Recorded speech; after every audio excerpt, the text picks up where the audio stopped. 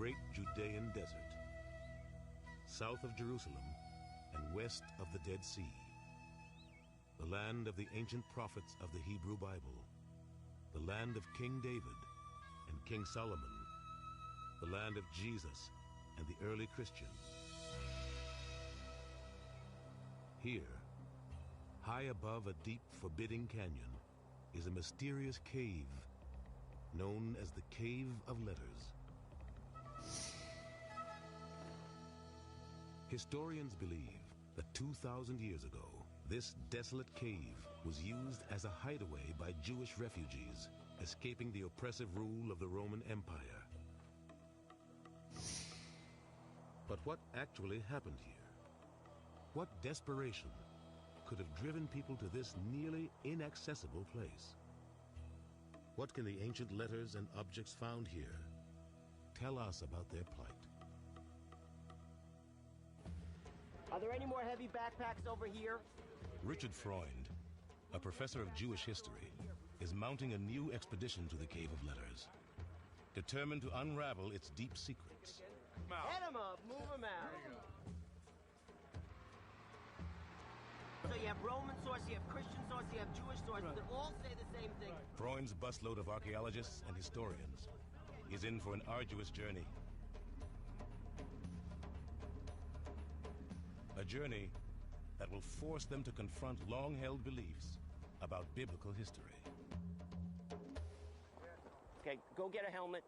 Make sure you pick out one that works for you. The trek begins on top of the cliff, then down a steep path to the level of the cave. It continues across a sheer cliff face on a series of narrow ledges, and finally, up to the cave itself.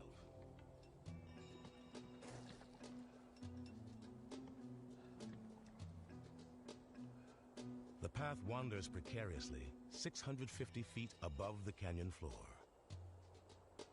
Lawrence Schiffman, a world-renowned scholar of the Dead Sea Scrolls, is determined to complete the climb, although he's admittedly a man more at home in a library than on a cliffside. There's no question, it's not an easy thing for me to be here. You're holding on for dear life, and then when you finally get to the ledges and you climb sideways along these very, very dangerous ledges where you have a 600-foot drop below you, you're just hoping, okay, let's get this over with. One last challenge, a 50-foot climb up to the cave's entrance.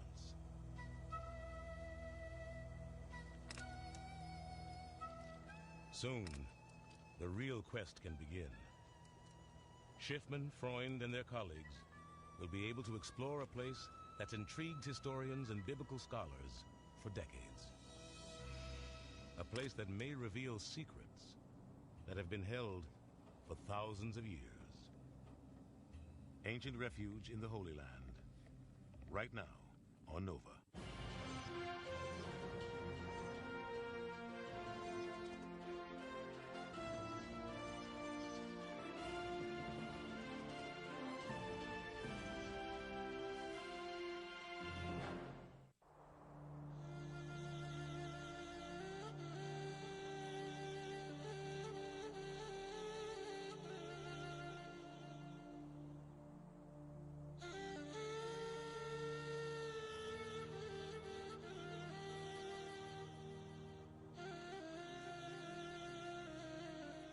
The vast desert of southern Israel is one of the harshest wastelands in the world.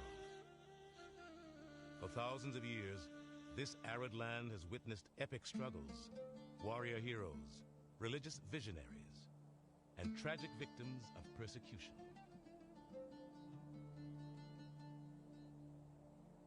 The history of the region is told in the hundreds of caves scattered west of the Dead Sea. The famous Dead Sea Scrolls were found in caves like these. Sacred texts written in antiquity and hidden away for safekeeping.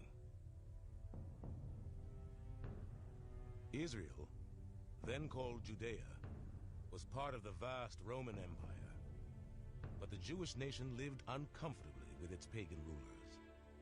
The emperor expected his subject nations to embrace the culture of Rome with its multiple human-like gods.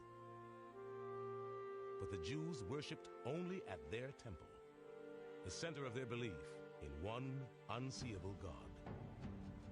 When the emperor defiled the temple, Jewish zealots rose up in bloody rebellion. Rome prevailed, killing hundreds of thousands of Jews.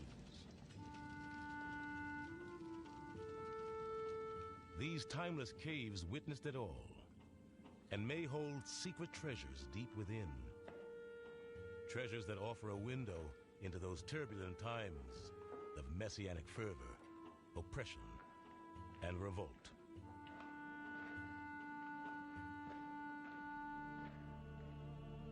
Just to stand on this soil is an emotional experience for Richard Freund. He's an American rabbi as well as an historian, and has been determined to explore the Cave of Letters for years. This was the biggest opportunity, I think, that has been presented to an archaeological team over the past half-century to go to probably the most productive, most fruitful cave that's ever been discovered on the Dead Sea, the Cave of Letters.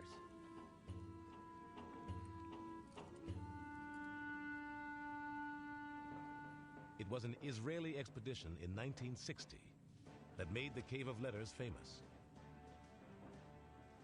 The expedition was led by one of the founding fathers of the young state of Israel, a military general, statesman, and archaeologist named Yigael Yadin.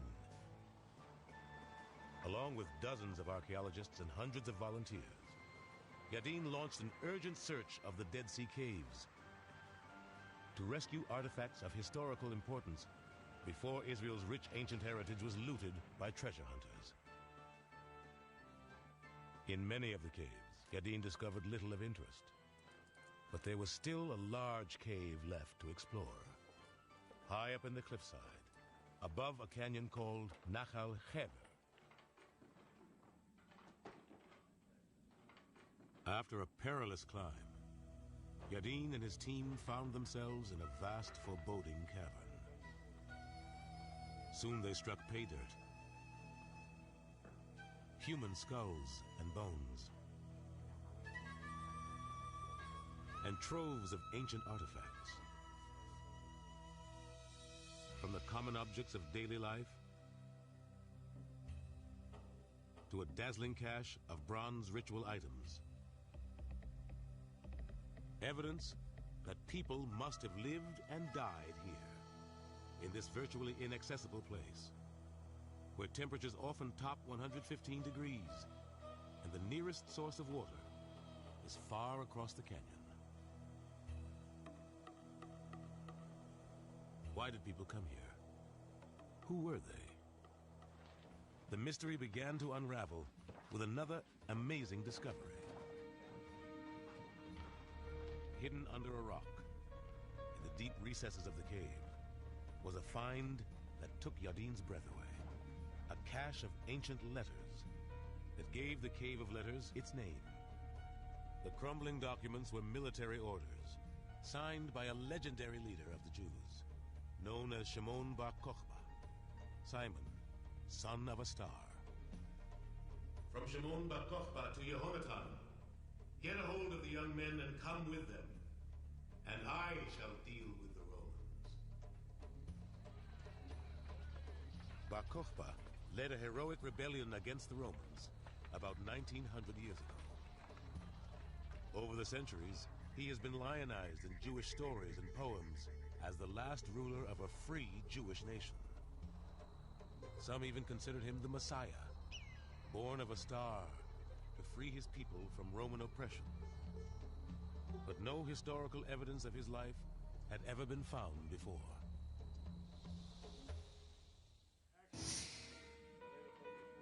With the discovery of the letters, the skulls and household objects took on new meaning. Yadin believed they belonged to Jewish rebels who fled the Romans during the Bar Kokhba rebellion. But is this the only story the Cave of Letters tells? Richard Freund is not convinced. The lingering mystery is, what else is in the cave?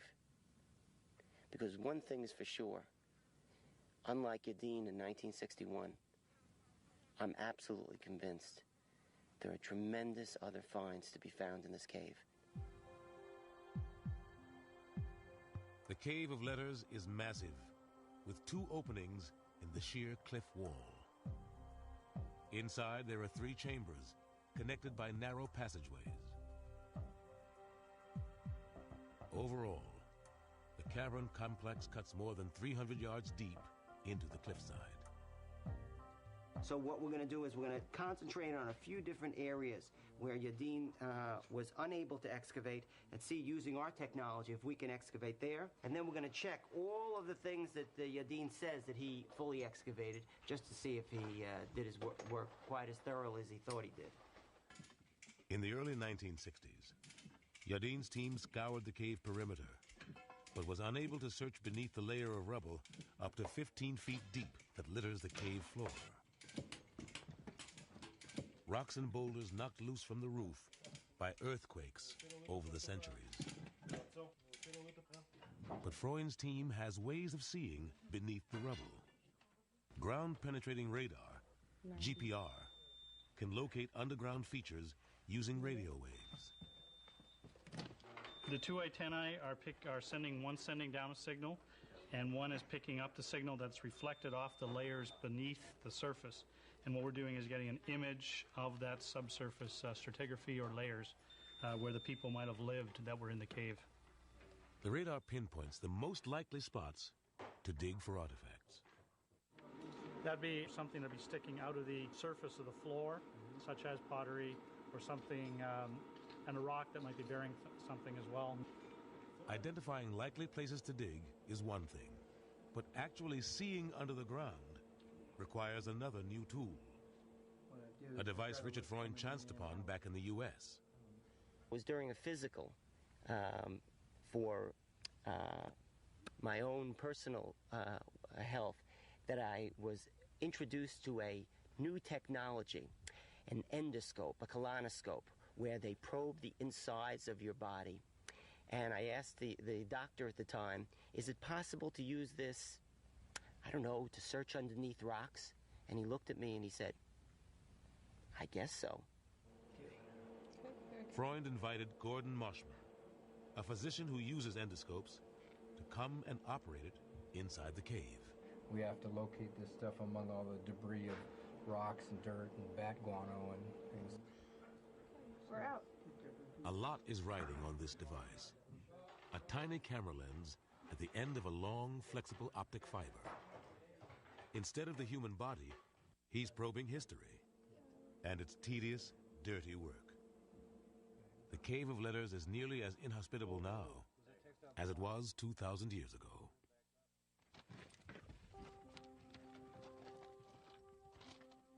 This place stinks. It hasn't got any water. It's got salt all over the walls, which dries your skin out and causes, problems that way. It's a bad place to live. It's the only place you'd like to live if you were running from the Romans or somebody else that was out to get you. Take a look over there. You have tongues? Yeah. New evidence that people once lived in this wretched place is turning up daily. It's a piece of papyrus, not marked. It's like a corner of a page. I think you can see the square bottom. Yeah. We've got a rope sticking out of the ground here. I think it's attached to something. Yeah. See if it runs towards the hole. Why don't you do that? I've got fabric over here like crazy. We're sitting here in the AB passageway, which is the crawlway we go through every day as we enter the cave, go back to B and C halls where we're doing all the work. And what happens is as you walk through, you're brushing the dirt down all the time, and someone found this comb halfway under this rock. A simple wooden comb yields an important insight. And here again, it's just evidence of people were living here. They didn't just hide out here. They were here for a longer time. Obviously, if you're going to keep your appearance up while you're in here, unlike us.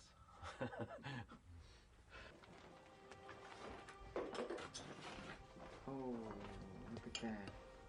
It's a child's left sandal. And it's very rare to find the children's wear because, unfortunately, the children didn't always live to be older. So when you find something like this, you wonder what the life of this child was. Why would anyone have brought children here? How long would they have been forced to live in such miserable conditions? Freund's team has now been working for 5 days. Tomorrow they'll be joined by an Israeli colleague who may help fill in the picture of those who once made this cave their refuge.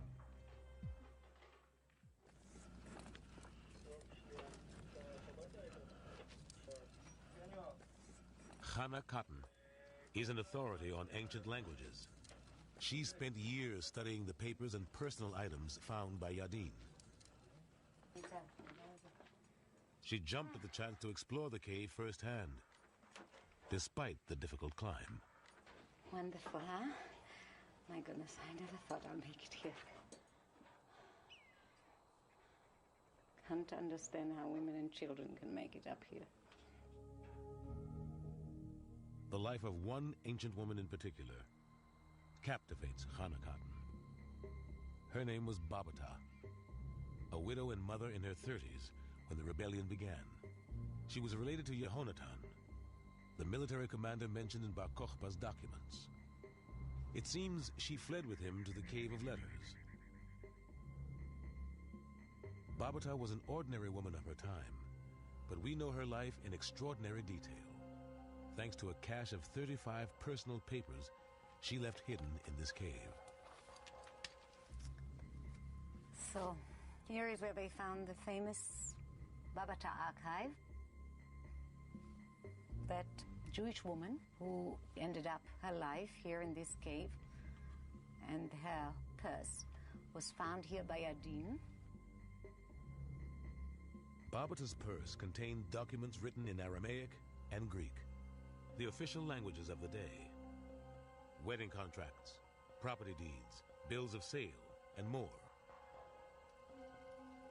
Because women had only limited rights under either Jewish or Roman law, Babata guarded her documents carefully. The first time we hear about her is when she got married for the first time. The husband died and she was left with an orphan who was a minor. They appointed 2 guardians. And then she started a series of litigation with these guardians that she thought were both incompetent, and I think she also thinks that they were cheats. Babata probably lived a comfortable life before the Bar Kokhba uprising. Her papers show that she owned a date orchard in the prosperous town of En-Gedi on the western shore of the Dead Sea. En-Gedi was a beautiful oasis in the desert. It had water. It had date palm trees. Later, it had a beautiful synagogue.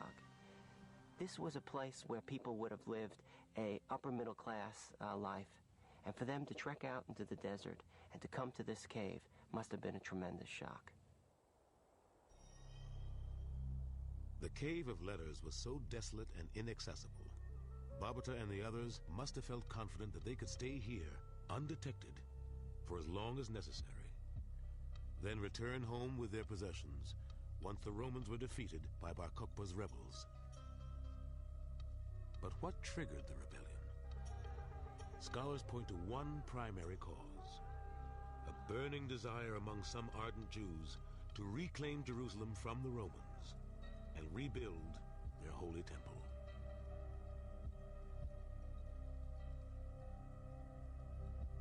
For centuries, the temple had been the center of Jewish worship. It had been for Jews what Mecca is to Islam, or the Vatican to Catholics. According to the book of Deuteronomy, there was to be built a special place of worship, which was the place that the Lord shall choose. And this was understood to be Jerusalem by the Jewish people. About 20 years before the birth of Jesus, Herod, the king of the Jews appointed by Rome, began expanding the 500-year-old temple on Jerusalem's Temple Mount. He turned the temple into a monumental structure, using elements of Greek and Roman architecture, making it one of the wonders of the first century world.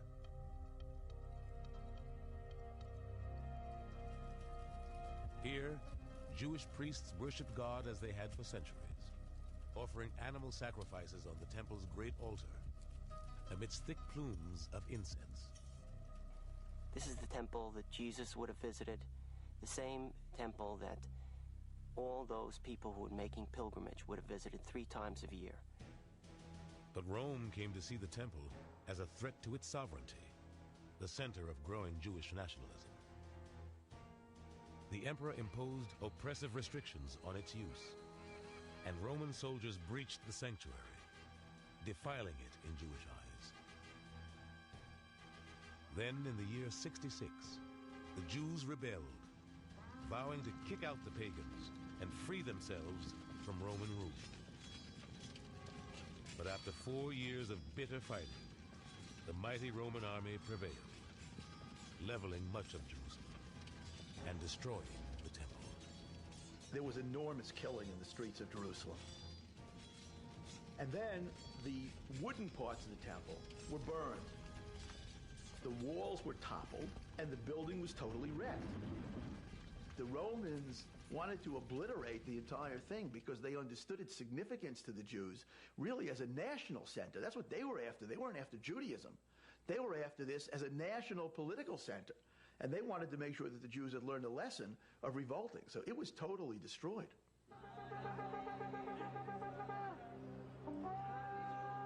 All that remains of the temple complex in Jerusalem is a part of its massive outer wall, now known as the Western Wall, or the Wailing Wall. Jews still consider it their holiest place. Judaism has adapted and survived for 2,000 years without the Great Temple. Local synagogues became the centers of worship, and prayer replaced the ancient practice of animal sacrifice. But for decades after its destruction, Jews feared their religion would die without this central place of worship. Then, in the year 132, a new emperor struck yet another blow at the heart of the Jewish religion.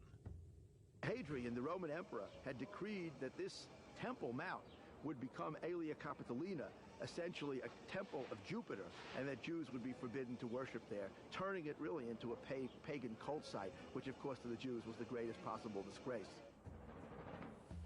For Bar Kokhba, this was the last straw.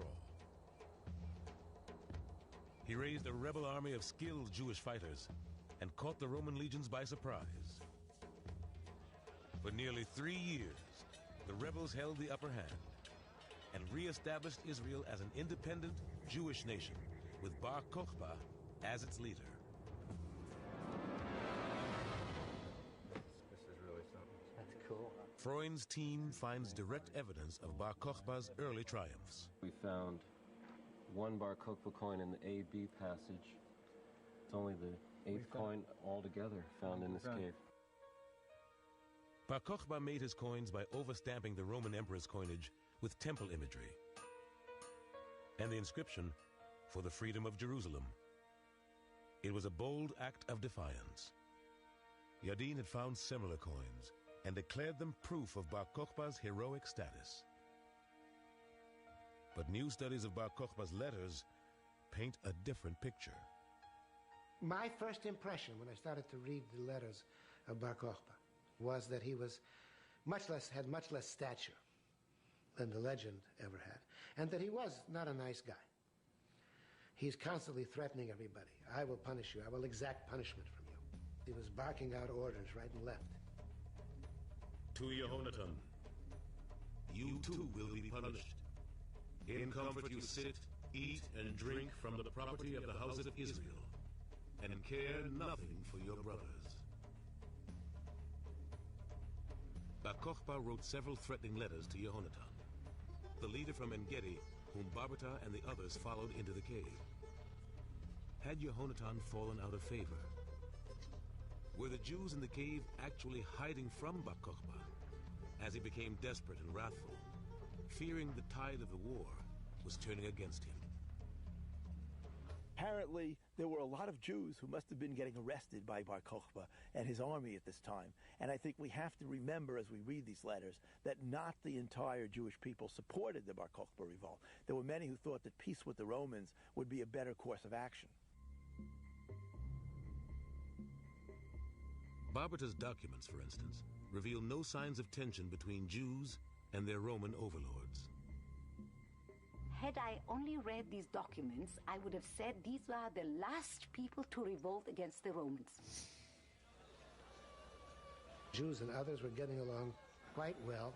They were not ghettoized people. They were people who did business. And there was some sudden shockwave that descended on the area.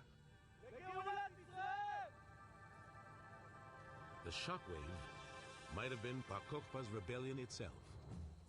Opinions differ as to how many people joined Bar Kokhba or how popular he was within Judea.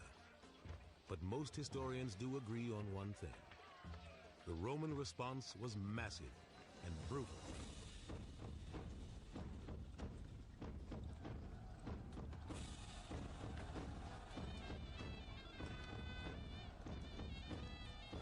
Hadrian called in 12 divisions from as far away as Britain in order to put down the rebellion for once and for all.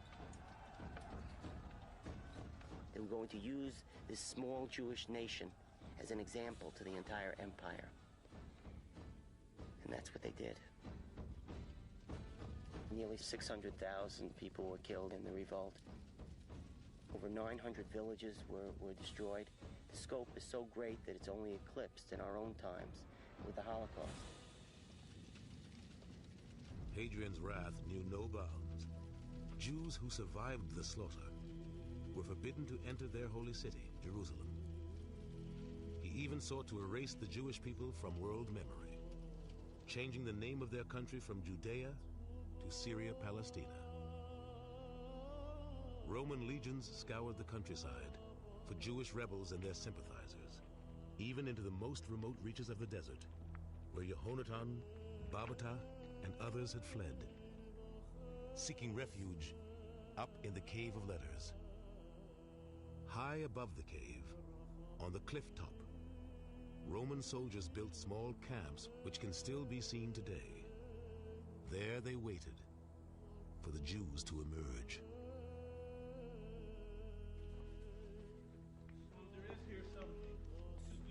Clues to the refugees' fate may still be found. One of Freund's slender colleagues squeezes through a narrow passageway to explore a niche where Yadin had seen human bones.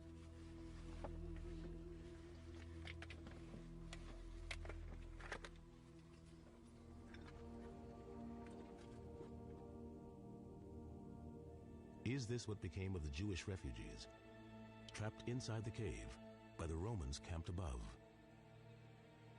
Was it with humans? Yeah. He brings back a videotape to show the others. Here's a skeleton. Yeah. Part of a pelvis. Yeah. The bones are small. All women and children. It's a finger bone. Yeah.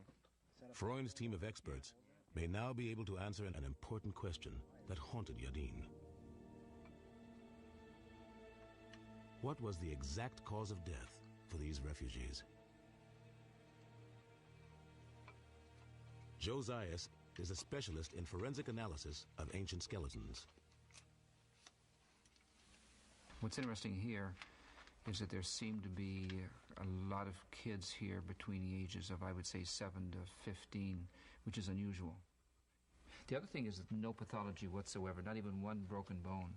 Yet you usually see, you know, you're looking at this much material, you're going to see some trauma, nothing.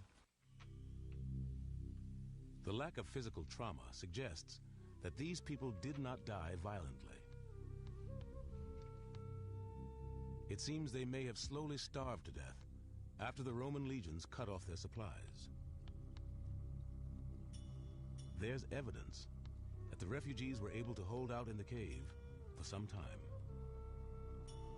The team finds signs that they brought goats to eat and birds to lay eggs, and that they had made elaborate preparations for cooking. Here's a piece that's kind of interesting. This is a piece of oven They had huge circular ovens, and we assume if people were in here for any time, they had to make their own bread, and bread was very important in their diet.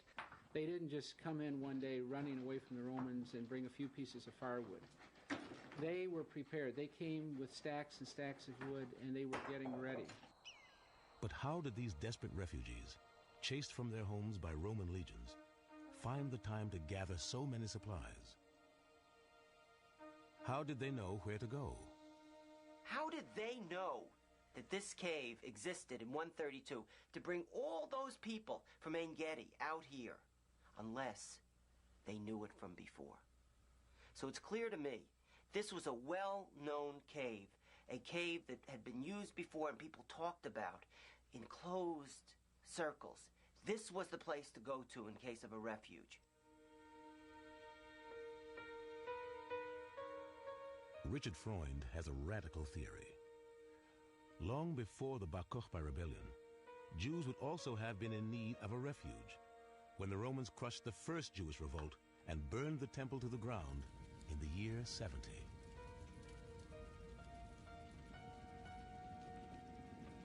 Freund believes that the Cave of Letters was occupied during that first revolt, decades before Bar Kokhba, a possibility that Jardin's team never really considered.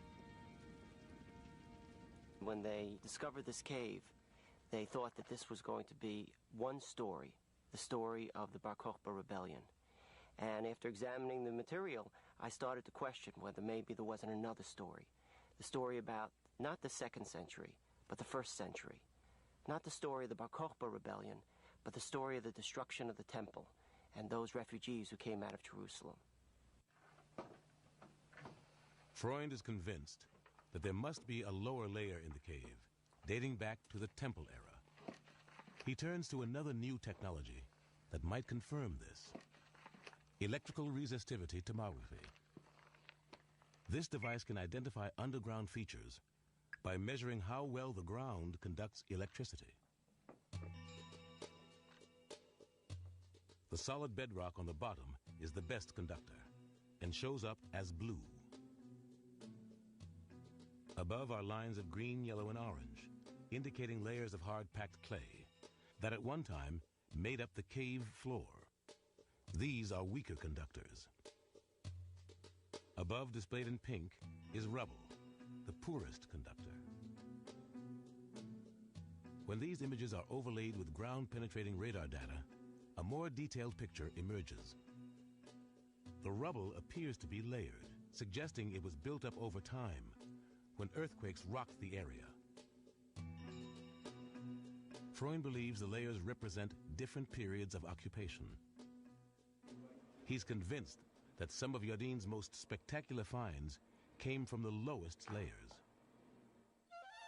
In particular, a set of 19 bronze artifacts, shovels for carrying the incense needed for religious ceremonies, wine decanters, and a patera, a ritual libation dish decorated with figures from Roman mythology.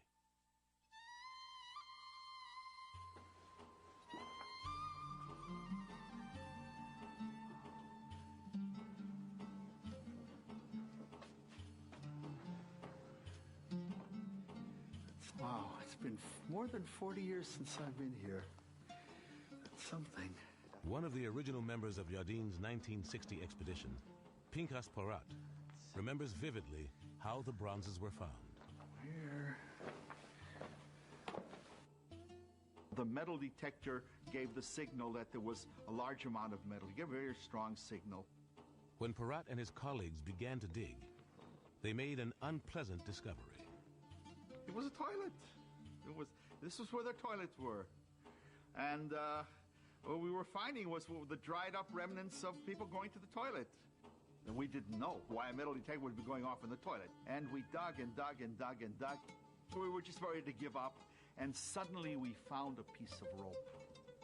And we followed the rope down. We kept uncovering the area. And the rope was attached to the handles of a closed basket. And, of course, it was full of the bronze vessels that are on exhibition in Jerusalem today. All the other finds in the Cave of Letters were of Jewish origin. But Yadin believed these bronzes were pagan ritual items, Roman, that had been stolen by the Bar Kokhba rebels. But Richard Freund disagrees. The most beautiful bronze artifacts ever found together in any location, and the fact that it was buried inside of a cave in the Judean desert leads me to believe that there's something more going on here. Why were they buried? I mean, here was a person, Bar Kokhba, who needed bronze for weapons, for coinage, for everyday life. And here, if they were pagan objects, would he have buried them? He would have melted them down.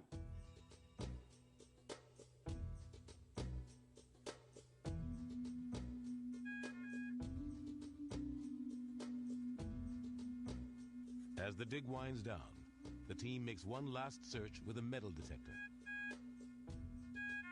Another coin, but this one is different.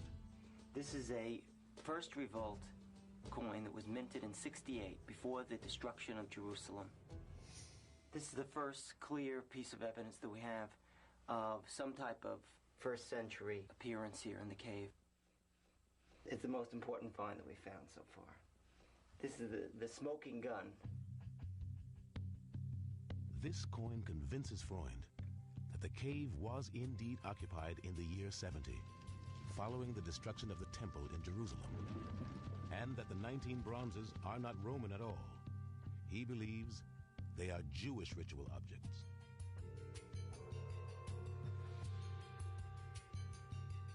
Rescued from the temple just before it was destroyed and hidden away in the Cave of Letters.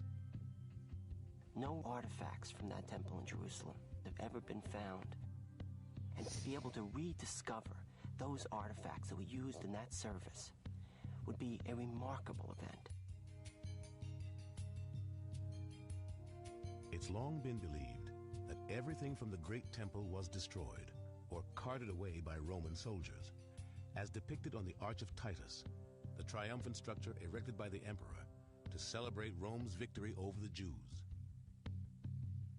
But some scholars believe that Jewish priests were able to hide precious ritual objects before the catastrophe. They point to a cryptic first-century text known as the Copper Scroll to support their theory. It's the most unusual and puzzling of all the Dead Sea Scrolls. Out of the over 800 manuscripts that were discovered on the Dead Sea in the 11 caves, only one is unique. All the rest are on papyrus and parchment. This one scroll is on copper, and it's a list. It's not a theological text, it's not the Bible. It's a list of the 64 locations where the artifacts from the temple in Jerusalem were buried, and it's probably the most unique, the most important, and the least understood. If we want to imagine how the Copper Scroll came into being, the thing that we should think of is probably a high-ranking priest sitting there thinking, how can I prevent this treasure from falling into the hands of the Romans? And then devising the plan to find various kinds of hiding places in outskirts of Jerusalem and in the Judean desert, and squirreling away these treasures. What he would have done after he had identified the hiding places is personally to put on a piece of parchment the list of 64 hiding places and what is hidden there. Then he would have hired a metal worker and asked him to copy it on a sheet of copper. This scroll of copper was hidden in a cave like this near the Dead Sea village of Qumran, where it lay undiscovered for nearly 2,000 years. The copper was coated with clay and could not be unrolled. Only by carefully slicing the scroll into thin strips could the ancient writing be deciphered. Item number 25 particularly intrigued Richard Freund.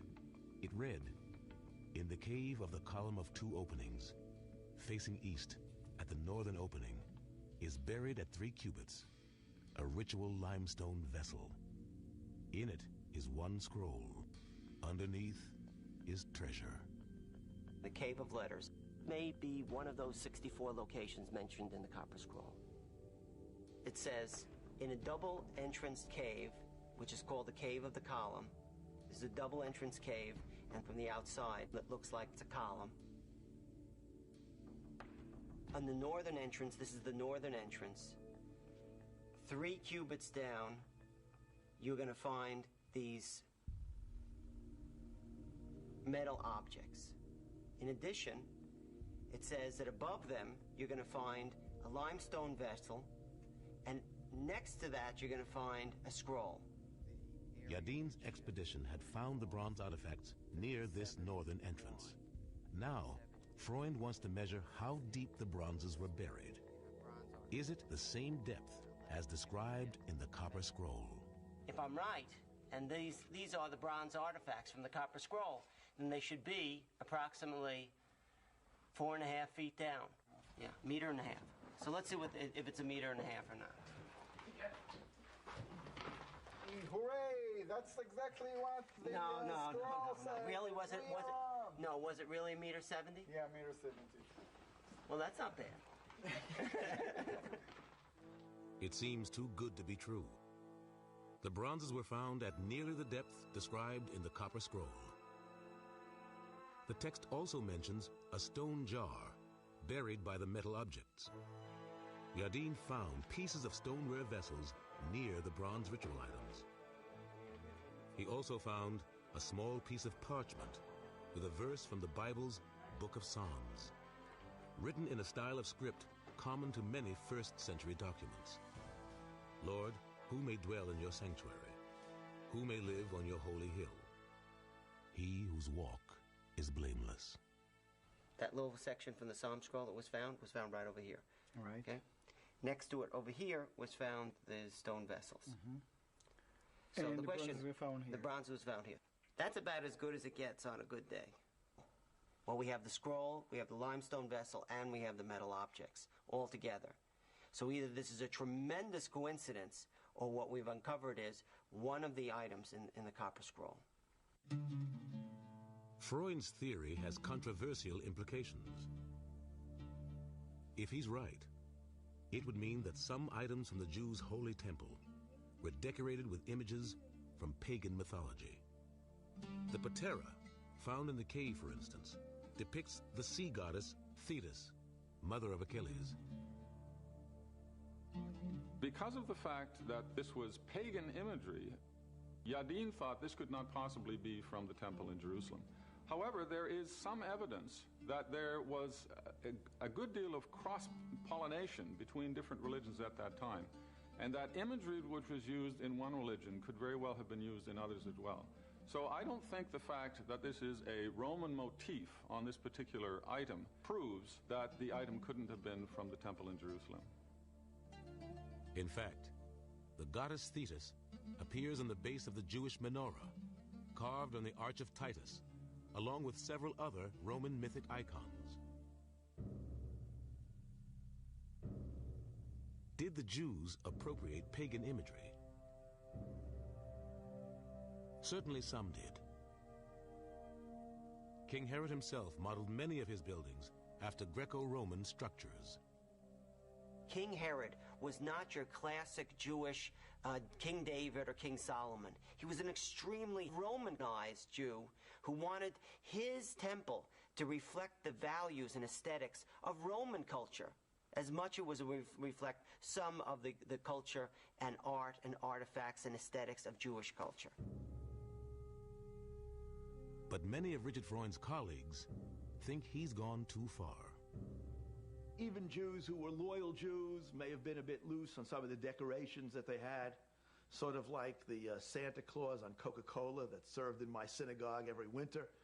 But this doesn't really mean that anybody was even religiously attached to that. But I cannot believe that you could have used Roman images on Jewish ritual objects.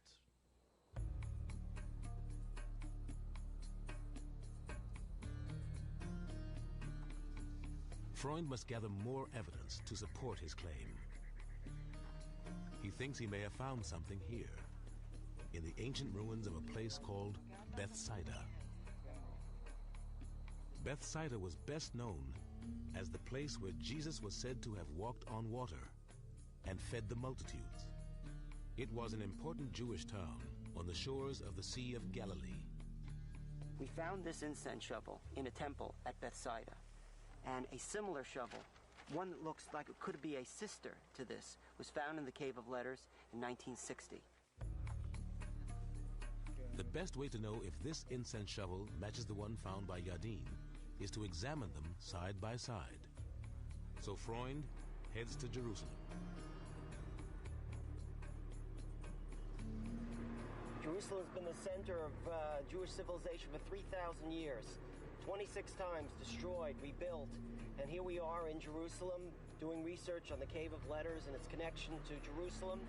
And again, Jerusalem is in conflict.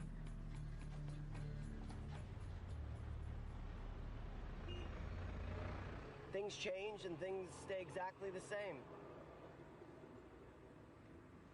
The 19 bronze items from the Cave of Letters were on display here at the Israel Museum's Shrine of the Book. The curator, Adolfo Reutmann, carefully lifts out the incense shovel that was discovered by Yadin, so Freund can compare it to the one from Bethsaida. This is the incense shovel of Bethsaida from the 1st century. It looks exactly like the incense shovel from the Cave of Letters. So I think it's pretty clear this incense shovel is not from the 2nd century, but from the 1st century. And from a Jewish site. Bethsaida was a Jewish site. So I think the Jews were using incense shovels like this. What do you think? Maybe you're right. Some scholars are intrigued by Freund's ideas, but others are not convinced that the Cave of Letters incense shovel came from the temple and not from an ordinary household. The problem is that incense shovels were also used in people's houses to dispel odors. They were used for cleaning clothes, as we actually know from the Dead Sea Scrolls. It was a kind of dry cleaning that you could cause your clothing to smell good again after coming out of winter storage or something.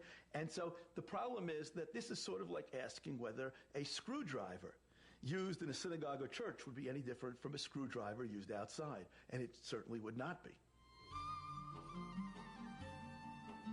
What's interesting is it doesn't even fit. There's nothing there in 7. Nice prototype. And you find there exactly. The dig is done for now, but the debate over what has been learned is just beginning. I think there's tens of thousands of this. No, so my idea is... This is one of the most... Freund's theory that the cave was used as a refuge after the destruction of the temple in the 1st century, as well as later during the Bar Kokhba revolt, is based on many small pieces of evidence, and his colleagues aren't buying it. You have to prove the point. It's not that I know. It's not that I have to point. If you want to say that in the Cave of Letters there was somebody before 135, right. You have to find evidence of things that must be before 135. Right. There's no evidence yet that the cave was used twice. The cave is so remote.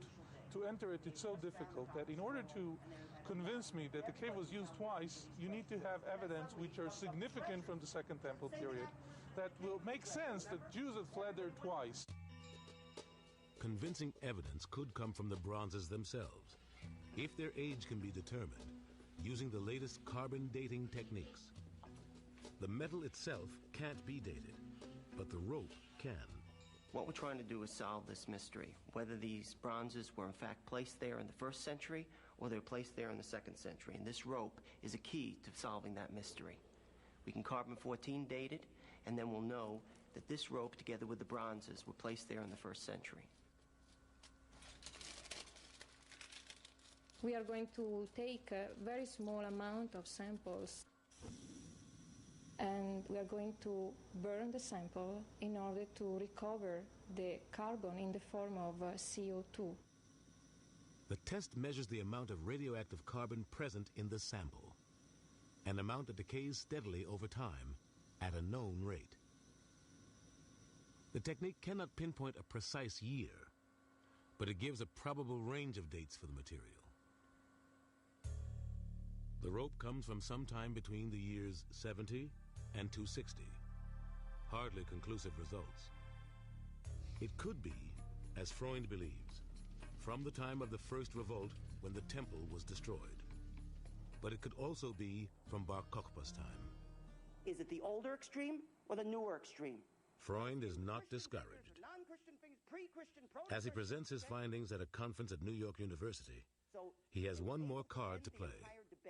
A well-accepted test by an Israeli archaeologist to narrow the range. It's called Broshi's Law. Magen Broshi came up with a law when they carbon dated all the Dead Sea Scrolls. But they still had a 200-year gap that they couldn't figure out. And Broshi's Law was an experiment that they did on letters from the Cave of Letters. Why? Because the Cave of Letters has dated documents. Using 3 letters from Bar Kokhba, archaeologist Magen Broshi compared the actual dates appearing on the letters to the results of the carbon-14 analysis. In each case, the actual date of the letters corresponded almost exactly with the older date in the carbon-14 range. Broshi's Law is you always follow the older extreme. And that's what they use in the Dead Sea Scrolls. I didn't make this law up, but I also want to start to show you something very interesting about the carbon-14 dating that we did of ours. Now, the other thing is, cave of a column. Why do you think it's a column between 2 entrances? No, it doesn't say a cave of a column between It says Me'arat Amud Shel Freund is still having trouble convincing a majority of his peers. But that's to be expected, especially in biblical archaeology, where science meets politics, meets religion. I think that we have to realize that the finding of the copper scroll and some other excavations that have gone into the area are part of a very, very long quest by idealists who think somehow or another they're going to find the remnants of the ancient temple, and that somehow or another these remnants will in some way play into the rebuilding. It's not simply an archaeological act. There's something redemptive about finding this true thing, almost like a holy grail. If I do have a theological agenda, it's that sense of discovery, that sense that all that we need to know is not yet known, and that I can play a part in the unraveling of God's destiny for the world. If that is a theological agenda, that's also the same agenda of science. You're never going to know for 100% sure. I may have to leave it for another generation for people to actually test my own theory against that of Yadin and maybe their own.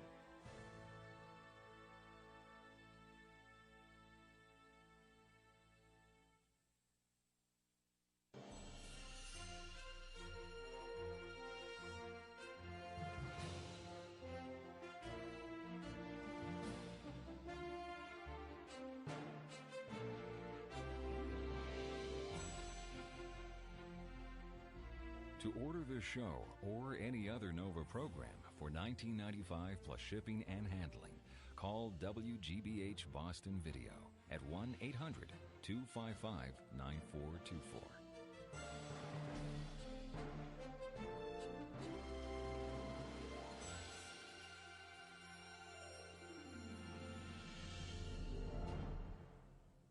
NOVA is a production of WGBH Boston.